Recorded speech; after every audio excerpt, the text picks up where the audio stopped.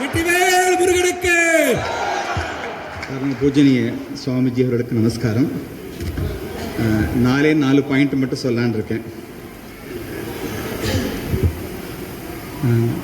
எனக்கு முன்னாடி சர்மாஜி பேசினாங்க. பொது வாழ்க்கையில் அவங்களுக்கு நான் அசிஸ்டண்ட்டாக இருந்து தான் எனக்கு பொது வாழ்க்கையை பற்றின எனக்கு அறிமுகம் எனக்கு கிடச்சிது. அதான் உண்மை. ஆனால் அயோத்தியாவை பற்றிலாம் சொன்னாங்க இல்லையா, நான் இன்னி வரைக்கும் அயோத்தியாவுக்கு நான் போகிறது வாய்ப்பு கிடைக்கல அப்படிங்கிற ஒரு வருத்தம் குறை இருந்துகிட்டே இருந்தது. என்னடா இன்னும் அமையவே இல்லைன்னு. ஆனால் இன்னைக்கு அந்த ராமபிரானை பிரதிஷ்டை பண்ணி பூஜை பண்ணிய குரு மகாராஜை பார்க்கும்போது அந்த குறை எனக்கு முழுக்க தீர்ந்து போயிடுச்சு. எனக்கு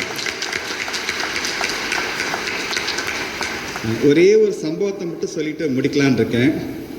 என்னோட பொண்ணு லா கோர்ஸ் முடித்தாங்க பாட்டியாலாவில், பஞ்சாபில். கான்வொகேஷனுக்காக போனோம், நானும் என் மனைவியும். சில மாதங்களுக்கு முன்னாடி பாட்டியாலாவில் முடிச்சுட்டு நைட்டே டெல்லி ரிட்டர்ன் ஆகிடலான்னு முடிவு பண்ணோம்.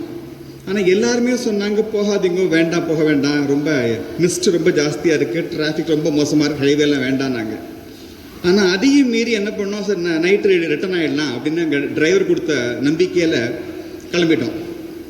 கிட்டத்தட்ட நைட்டு ஒரு மணி சுமாராக இருக்கும் பொழுது சண்டிகருக்கும் டெல்லிக்கும் நடுப்புற பயங்கர மிஸ்ட். அதாவது 5 அடி தாண்டி கூட விசிபிலிட்டியே இல்லை, அவ்வளோ மிஸ்டாக இருக்குது ஹைவே.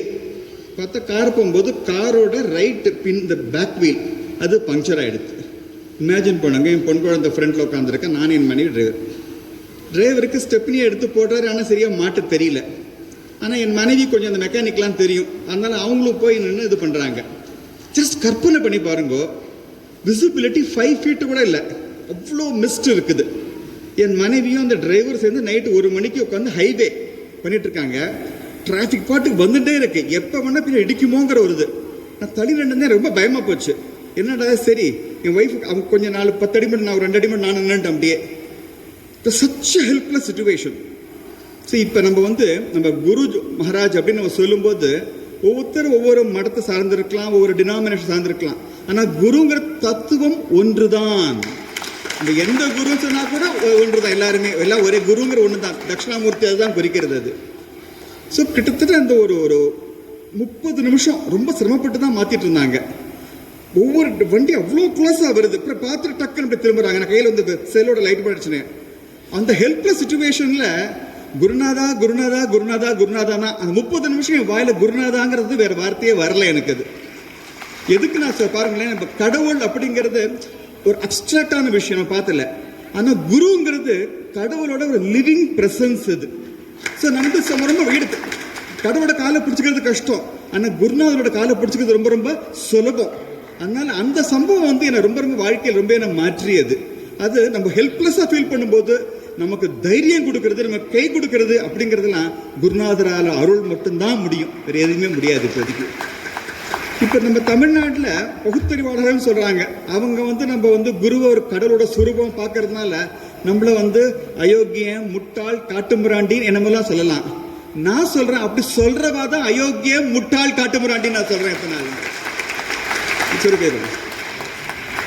எனக்கு பல ஆன்மீக இயக்கங்களோட ரொம்ப நெருங்கிய தொடர்பு உண்டு. சமீபத்தில் தென்காசி அருகில் இருக்கக்கூடிய ஒரு யோகியோட ரொம்ப நெருங்கிய தொடர்போடு இருக்கேன்.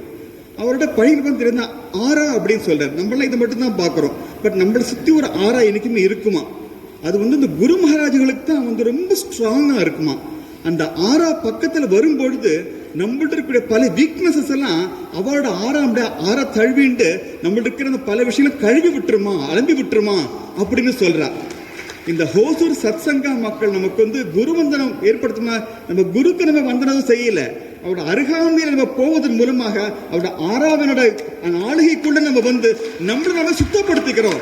அதற்கான ஒரு அற்புதமான வாய்ப்பை இந்த சத்சங்கத்தார் ஏற்படுத்தியிருக்காங்க. அதுக்காக நம்ம அவளுக்கு கடமைப்பட்டிருக்கோம். குறிப்பாக ராகவேந்தருக்கு நான் அந்த வாய்ப்பு கொடுத்து நான் கடமைப்பட்டிருக்கேன். இந்த நிகழ்ச்சி நமக்கு முன்னாடி கிட்டத்தட்ட ஒரு 6-7 பேருக்கு கௌரவம் பண்ணினாங்க.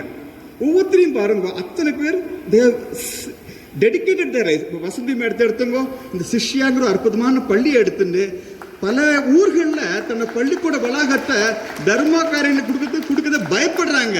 தைரியமான ஒரு பெண்மணி இருக்கிறாங்க இப்போதைக்கு. அது இது மாதிரி இவெல்லாம் பார்க்க இவங்களை எல்லாம் பார்க்க பார்க்க எனக்கு என்ன தோணுது தெரியுமா?